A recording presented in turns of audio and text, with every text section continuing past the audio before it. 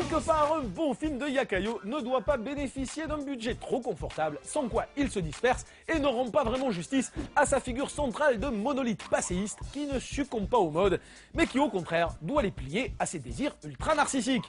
C'est ce que n'ont pas du tout compris les super productions XXX2 The Next Level et l'Empire des Loups, incarnation pathétique de ce que le film d'action franchouille éricain est devenu. Évidemment nul et racoleur, mais même plus vraiment drôle.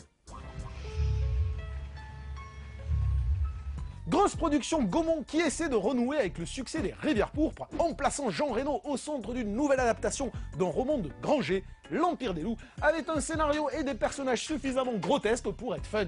Et il n'a pas été, dommage. Des manipulations scientifiques orchestrées par des politicards, une vision hardcore et ambiguë de la mafia turque, un perso de flic bourru et ultra violent à la Steven en chemise hawaïenne, des bimbos potiches et des grosses scènes d'action. Mais entre la réalisation boursouflée et crâneuse de Chris Naon, réalisateur du Baiser mortel du dragon qui se prend ici pour le David Fincher du pauvre, et des acteurs qui sans exception, et alors là sans exception, je pèse mes mots, jouent aussi bien que ma grand-mère.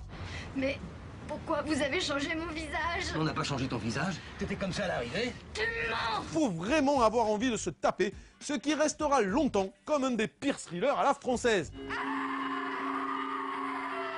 À côté, Les Rivières Pourpres 2 est un chef-d'œuvre, ce qui veut tout dire.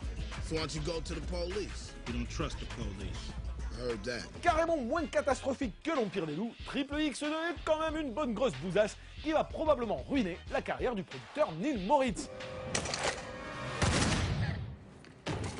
See?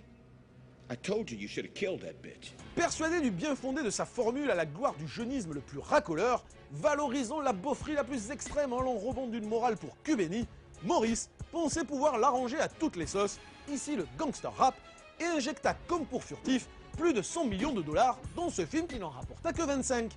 Monumentale erreur, surtout quand on ne trouve pas mieux que Ice, je ne sais pas jouer non plus, Cube, dans le rôle du Yakayo. Damned, le bonhomme a beau aimer l'andouillette autant que Steven, il a jamais su filer correctement des coups de tatane. Ne reste donc au film que ses bimbos siliconés, ses scènes d'action improbables et son final en forme de bouillabaisse digitale. Things I can't do for my country. Ice Cube a beau se la jouer bad guy jusqu'au bout. The fate of the free world's in the hands of a bunch of hustlers and thieves. Il est loin, le temps où il scandait Fuck the Police avec son groupe NWA.